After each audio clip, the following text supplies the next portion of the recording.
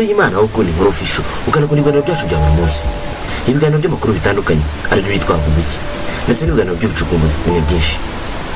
Uyu munsi rero tukaba tugiye kuganira ku biganiro by'ubucukumbuzi aribyo byitwa Menya Byinshi. Menya Byinshi y'uyu munsi twifuje kuganira namwe ku ndwara zitandukanye.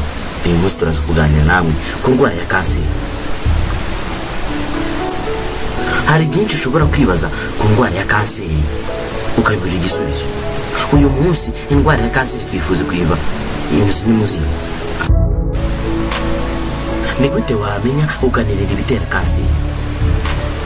Ushobora gupima inshuro zigera kuri 6 kanseri yawe ntiboneke. Icyo gihe umubiri wawe ukirwana n'iyo kanseri. Kanseri zibamo amoko agera kuri 200. Guhangayika ndetse no kwiheba nabyo ngo biri mu bitera kanseri.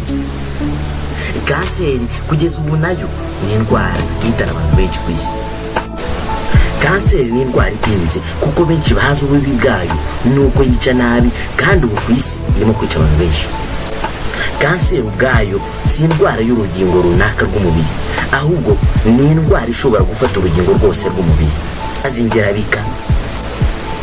Kanseri ni ugukora nabi kw'ingeragingo fatizo aricyo twita cells mu rurimi rw'icyongereza, maze ingerabika arizo zitwa tissues zikangirika zikibumbira hamwe zikabyara ibibyimba bikomeza gukwirakwira byangiza ingingo. Umubiri ukorohera indwara hafi ya zose ndetse n'imyanda ikagwira mu maraso.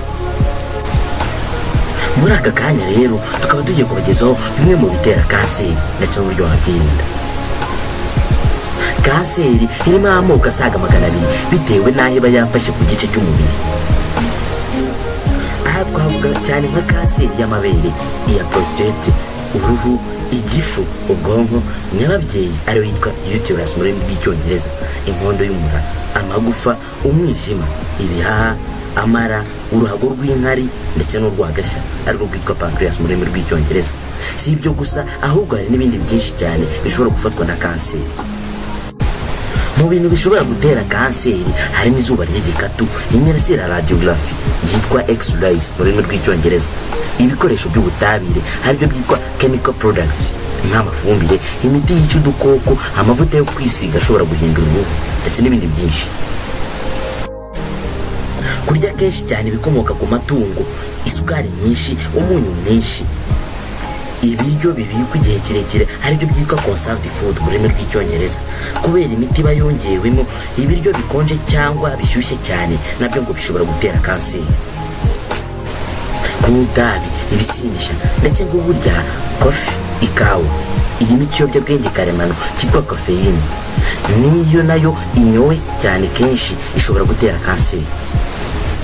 Ibindi bitangaje mu gutera kanseri ni uguhora uhangayitse cyangwa wiheba. Ibi nabyo ngo bishobora gutera kanseri. Kutarya indyo yuzuye igizwe n'ibitera imbaraga, ibyubaka umubiri ndetse n'ibirinda indwara. Kudakora imyitozo ngororamubiri nabyo burya ngo biri mu byongera ibyago byo gufatwa na kanseri.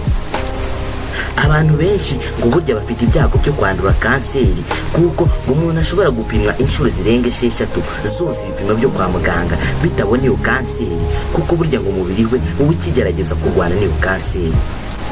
Ushobora kwibaza utese hakorwa iki kugira ngo umuntu yirinde kanseri?